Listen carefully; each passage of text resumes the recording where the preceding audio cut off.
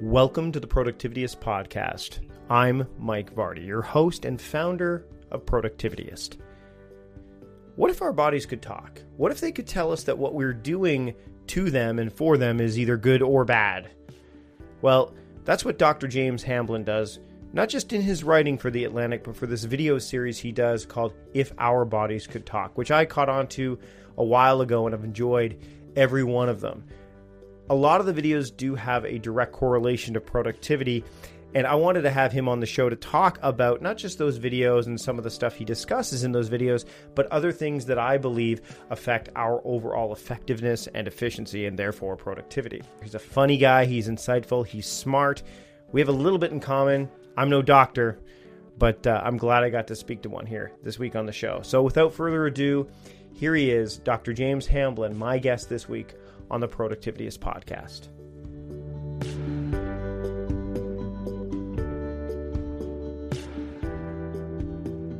I am with the first doctor. Well, no, I had Tim Pitchell on the show, so the second doctor on the show, James Hamblin from The Atlantic, probably best known from The Atlantic, here with me on the Productivityist Podcast. James, thanks for joining me. I appreciate it. Thank you for having me, Mike. So I wanted to talk to you today, first off, about some of the stuff that you've been putting on your videos, the If Our Bodies Could Talk series over The Atlantic, because that's kind of how I found you at first, is through these videos. And one of the things that fascinated me is that it's always good when I tell people that there are certain things that they should probably do, and then someone who has science as a background and a doctor says, yeah, this is what you should do. So I want to talk about the tablets, the tablets. You know, it's Tablets Thursday, right? That's what you've had, right? It's either Tuesday or Thursday. You could probably interchange them, really, if you wanted to, right? Well, that was one of my ideas of why I thought this would be a good joke in the first place. I mean, at least the Thursday joke, because it so clearly should be Tuesday if you're into alliteration. You should. So Thursday was just an arbitrary choice, which I said was because Tuesday is Taco Tuesday, right? So, from the Lego Movie. Is it? Yeah. Oh. Well, that was not even something that I think I'd seen. I think you were ahead of the curve with this. Because I don't think the Lego Movie was out yet when you made that. Oh, yeah, probably. I've been playing with Legos since way before that movie came out. I've got the Green Lantern Lego spaceship right here next to me. I picked it up the other day. The Lego store was sold out of it 4 times in a row, and I finally picked one up. Oh my God, I didn't know they sold out of things like that. Yeah, the Green Lantern's he's a big deal for me. I don't know why. Oh, okay. But yeah, it's a willpower, the whole ring thing. But anyway, so so can you explain to people a little bit what that meant? You know, the idea of kind of going tabless for a certain period of time. Yeah, well, I find that I think a lot of people sort of fall down an internet hole of tabs where you get halfway into reading something and then you think about reading something else, and so you open a new tab and go to that page. Especially happens with Wikipedia, where you see an interesting fact and decide maybe you should just go read about that, and then go read about that, and then check your email, and then before you know it, you have 100 tabs open. You've accomplished nothing, but you're 1/10 of the way into 100 different projects. And we know that that's not productive for the brain. Every time you reset to a new task, you lose time overall. And you lose productivity. So if you force yourself to get out of the habit of hitting Command T or whatever command needs to do that for you. Sorry, I'm speaking. If you get out of the habit of hitting Command T and just try to finish something and then move to the next thing and start over and do one thing at a time, that seems to be what research is saying makes you most productive at the end of the day. So that was tough for me because it's such a habit to hit Command T and to constantly be going to new things. So I had to get actually manually disable tabs in my browser in order to pull it off. And even then, I was still sort of checking my phone. But I found that it sort of worked for me, and I thought it was a concept that people might be interested in, as something to try. And it seems to have been. There's a hashtag that people are still tweeting every Thursday, and it got posted a couple places, and people seem to receive it well. Now, what do you think about these forced discipline applications that are out there? So, I mean, this is obviously some sense of manual, kind of discipline that you've put into place, where it's like, okay, this is a habit I'm going to build. This is the day of the week this happens. But what do you think about those tools that are out there that kind of, like Stay Focused, for example, or Freedom for the Mac, where you could actually disable certain things if you want on your computer? Are you a fan of those, or do you think that they kind of provide a more of a crutch that people tend to lean on for too long of a period of time? That's a good question. I have not used them. I like the idea. I should try. I don't think I wouldn't see it as a crutch. I mean, obviously, this is something that you've spent more time thinking about than I, but I think for a lot of people, it's just hard to break a habit. You get into these habits of the way that you behave when you're at your computer, the sort of things you do, and the way that you flit around, or that you are in entertainment mode versus work mode. And so I think sometimes forcing your brain into the way that it needs to be can teach you how to work, how to get into a mindset that you need to be able to get into manually. Now, what about these habits? You're talking about habits, and this is an interesting segue because I want to talk about the sad desk lunch. the idea that, and I was doing this back when I worked at the film festival, back when I worked at the Victoria Film Festival for a couple of years, is that everybody did this, is everyone kind of sat at their desk and ate their lunch because they felt, well, I'm just eating lunch and I can work away. And I would be the one guy that would be off in the corner kind of eating at the table, and they'd look at me like I was, had two heads on.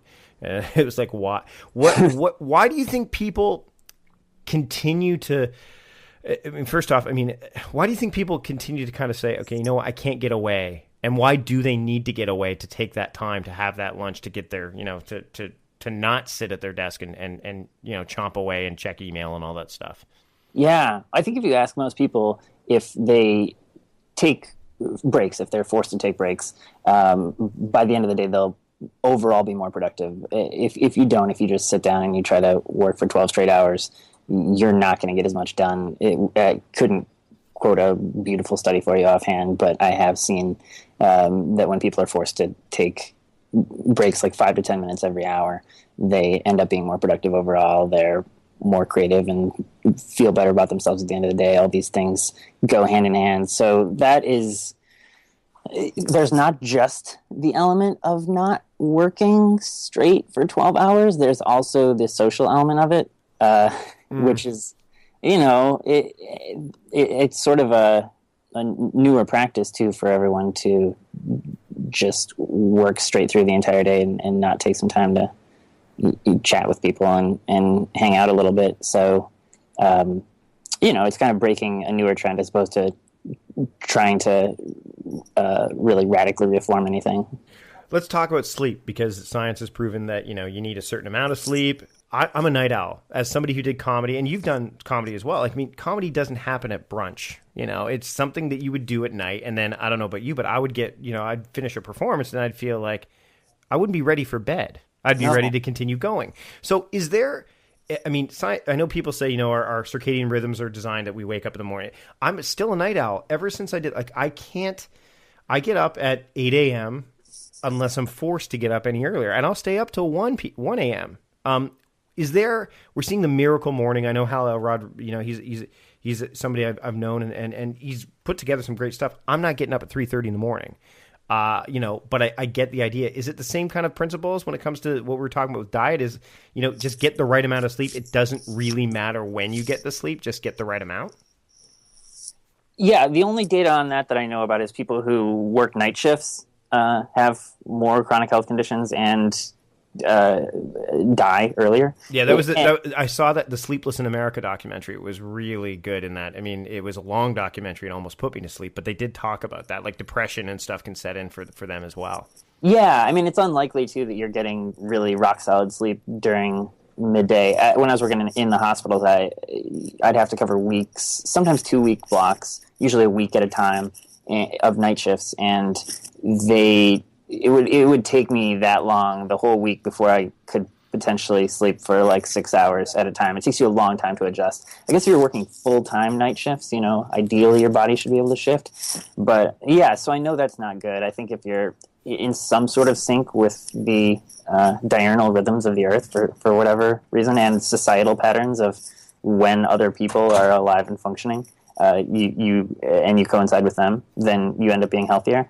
But within limits, it's more about the quantity than when. And I know it's important to try to go to sleep and wake up at similar times. That if you try to compensate and sleep 3 hours past when you normally wake up, just to make up for the 3 individual hours that you missed earlier in the week, that's no good for you too. You should try to get up even if you went to bed late. We're doing things to our body that our body would yell at us. It could like just stop, and I think a lot of people spend their time fighting what their bodies are saying just so that they could, like the brain has, the brain will tell you like, hey, we should do this, or we're getting external factors saying, hey, you need to get this done, you need to do this. But there's part of you that goes, I just need to sleep, or I need to, this doesn't feel good. Like, what do you say? Like, I don't know if there's a real question here, but what's the, is there a solution? Is there just like, how do you help people that are saying, like, I'm having a real battle between what my body clock and my energy levels are saying versus what my demands are?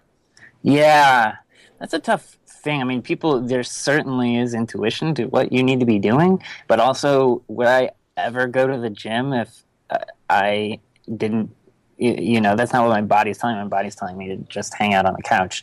I know that I should, so I go. And I know I'll feel better after I do. So there's listening to your body in that way.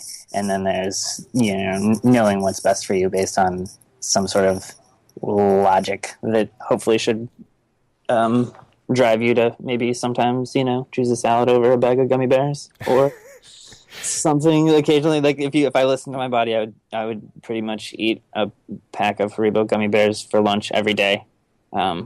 But I don't.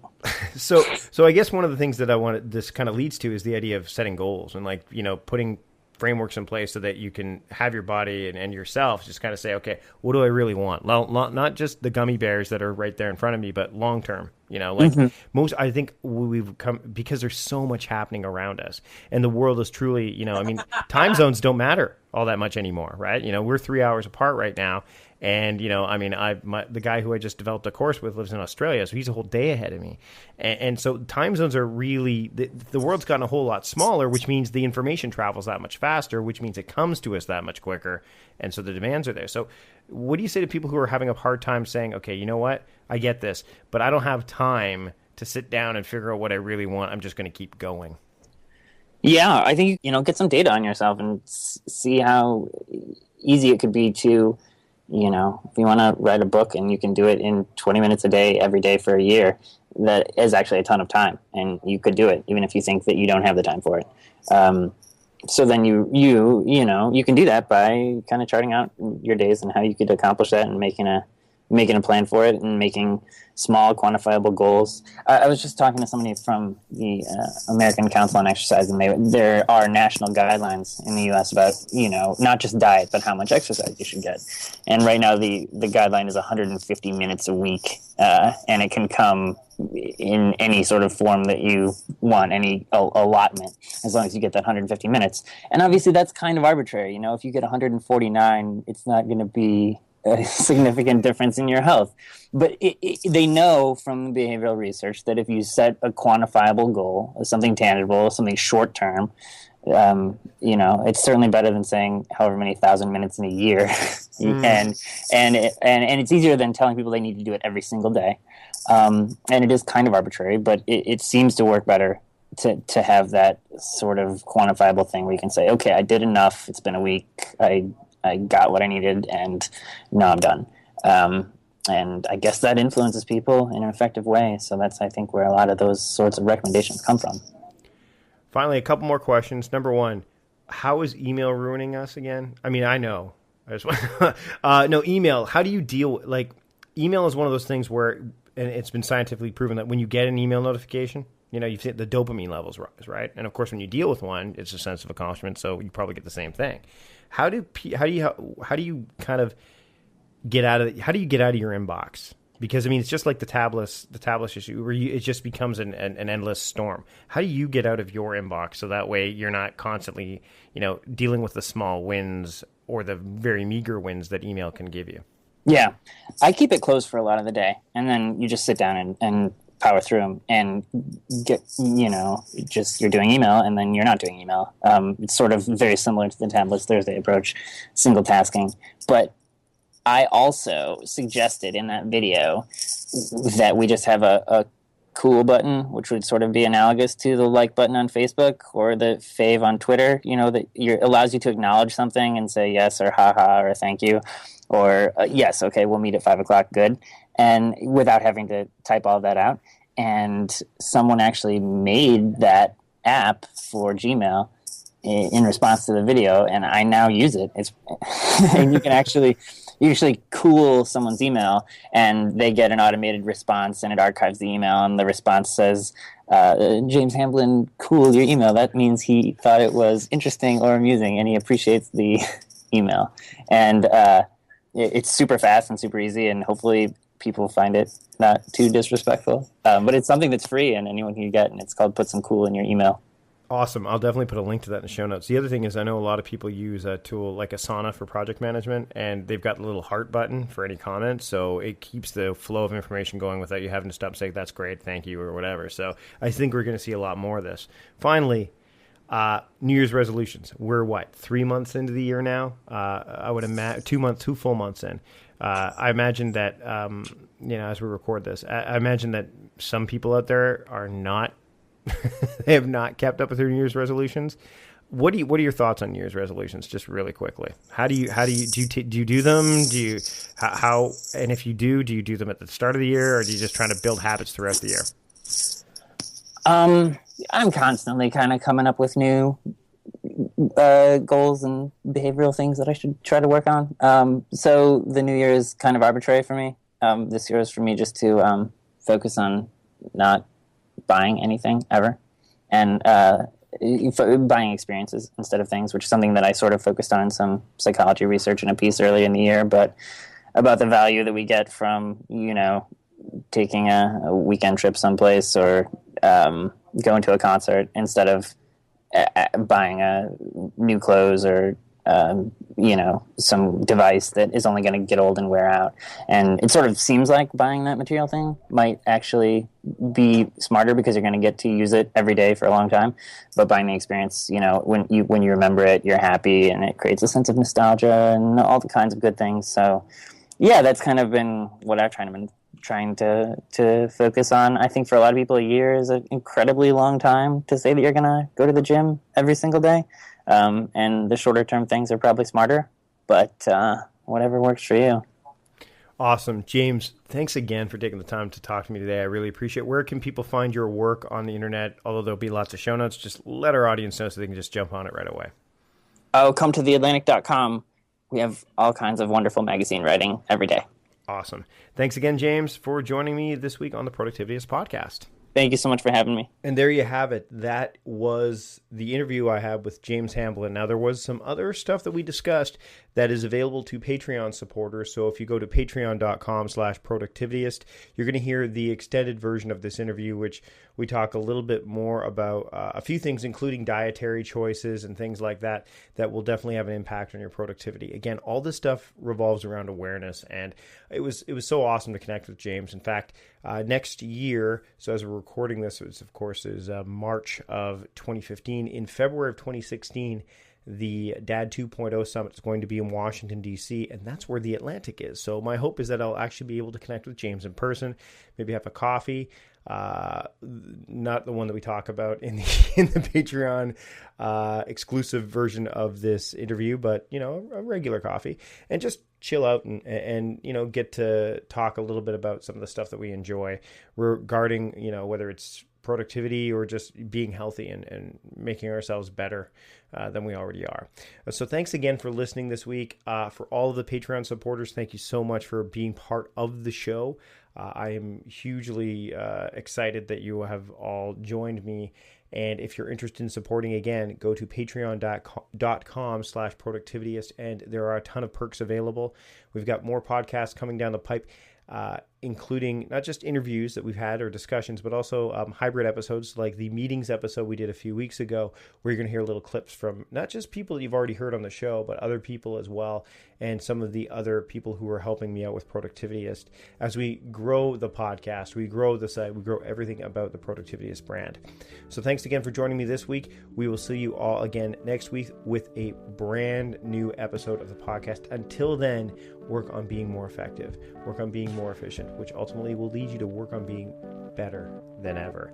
Thanks again. Keep moving forward, and we'll see you next week.